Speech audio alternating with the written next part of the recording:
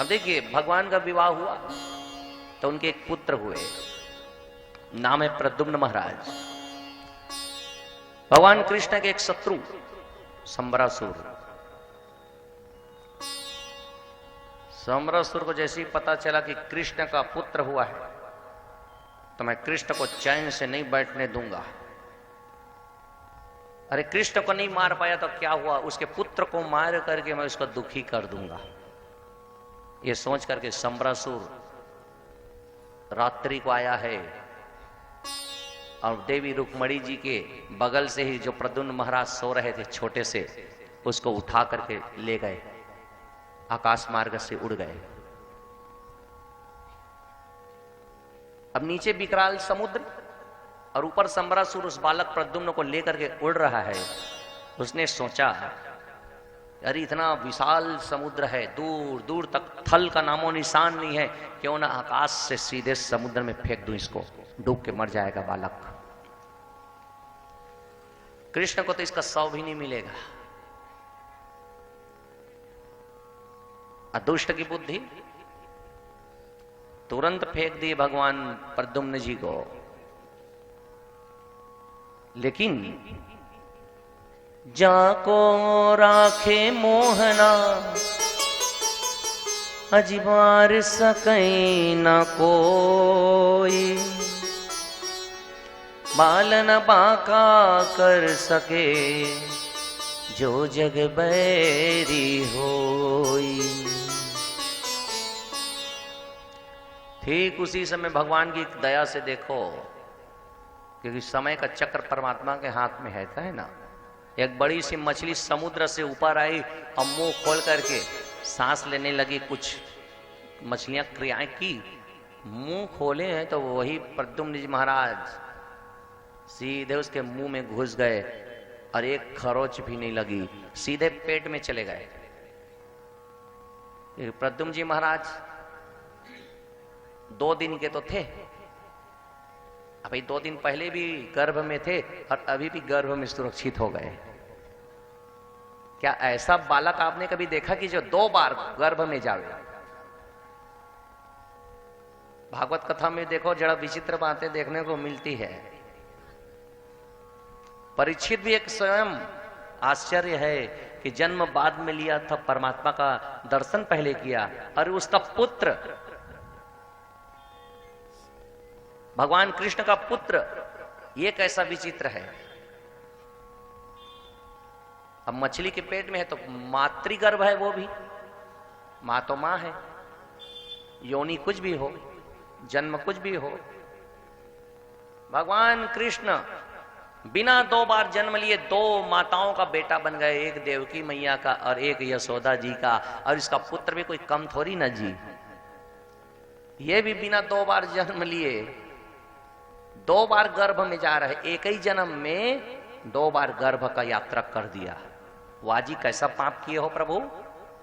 यहां तो संत कहते हैं गर्भवासो सम दुखो न भूतो न भविष्यति। संत कहते हैं, वेद कहते हैं कि काम ही ऐसा मत करो कि गर्भ में जाना पड़े। और ये बेचारा अभी अभी छूट के आया था गर्भ से, अब फिर से गर्भ में चला गया। अब उसके दुख को कौन पूछे।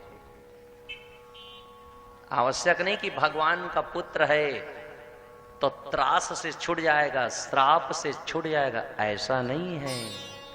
इस धराधाम पर किसी को विशेष रियायत नहीं मिलती, सब अपने कर्मों का फल पाते हैं, चाहे वो भगवान का बेटा हो चाहे किसी का बेटा हो।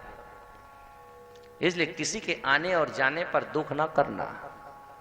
लेकिन रुक्मणी जी को कौन समझाए, हाय मेरा बेटा कहाँ गया कहाँ गया। अब कौन बताए। कन्हैया कितना भी मन बंधा रहे हैं कि देवी भाग्य में नहीं रहता तो नहीं रहता, अब दुख करने से होगा क्या। चिंता से चतुराई घटे, दुख से घटे शरीर, पाप से लक्ष्मी घटे, कह गए दास कबीर। पर गोविंद ने ऐसी लीला की तो मछली पकड़ में आ गई जाल में मछुआरों के, और ऐसी कृपा और हो गई कि वो मछली कहीं और नहीं गई, संबरासुर के पास आ गई, क्योंकि राक्षस था, मछली खाता था।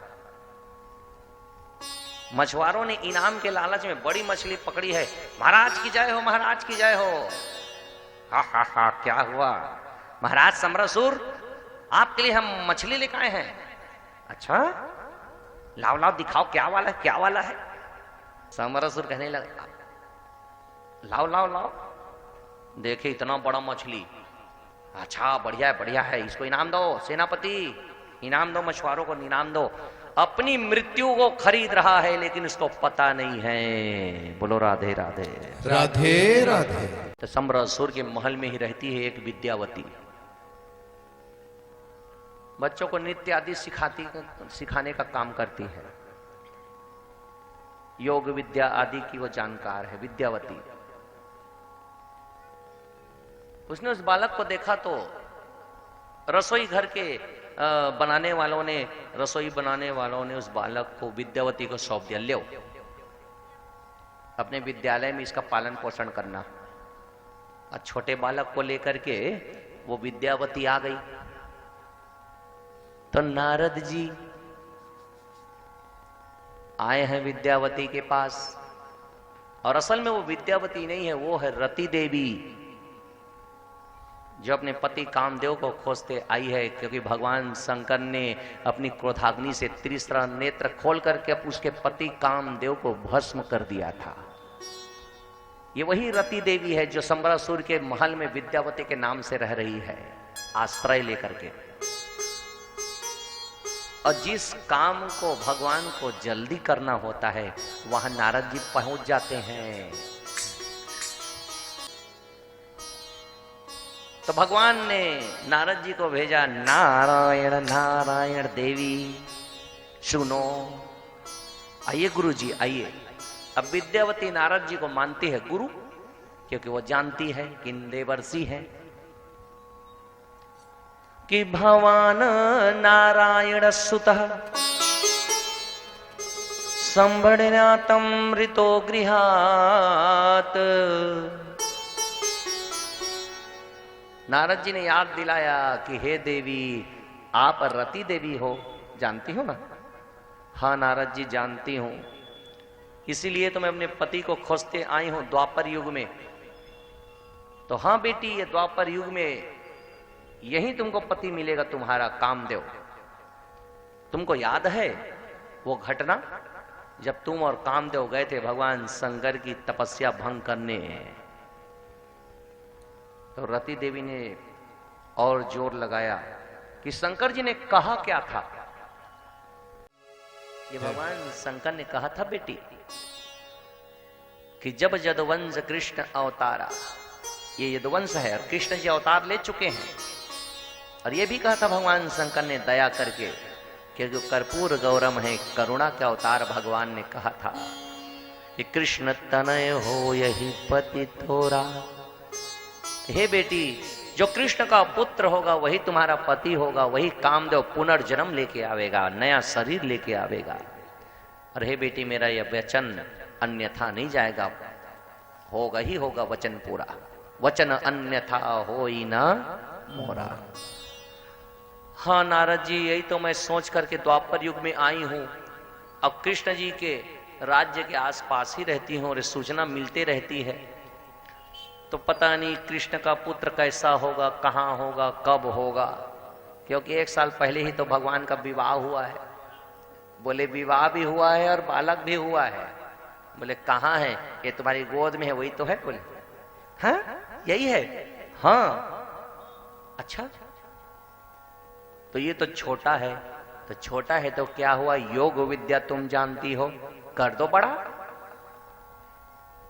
तभी वही योगिनी रति देवी ने मंत्र सिद्धि से 4 दिन के कुमार प्रद्युम्न को 16 वर्ष का बना दिया। और ये भी याद दिलाने लगे कि भगवान नारायण सुतः संभृणे ताम्भृतो गृहं अहम ते अधिकृता पत्नी रति कामो भगवान प्रभो। परिचय कराया है भगवान को कि हे प्रद्युम्न जी, आपको समरासुर सूतिका गृह से हर के लाया था आप नारायण के पुत्र हैं, भगवान कृष्ण के पुत्र हैं, और मैं आपके जन्म जन्म की अर्धांगिनी, जन्म जन्म की पत्नी, अधिकृता पत्नी रति हूं। अब पूरी कथा याद दिला दी, प्रद्युम्न जी को याद आ गया। तो फिर प्रद्युम्न जी महाराज ने संबरासुर को मार करके पुनः द्वारकापुरी आ गए। तब देखो द्वारकापुरी की खुशी का ठिकाना नहीं है, क्योंकि 1 साल पहले तो कृष्ण का विवाह उत्सव देखे हैं, आज तो कृष्ण का पुत्र भी दुल्हनिया लेके आ गया है। तो जैसा मंगल बेला रुक्मणी विवाह का था, वैसे ही सुमंगल बेला पुनः उपस्थित हो गया और प्रद्युम्न जी महाराज का और देवी रति का पुनर्विवाह हुआ।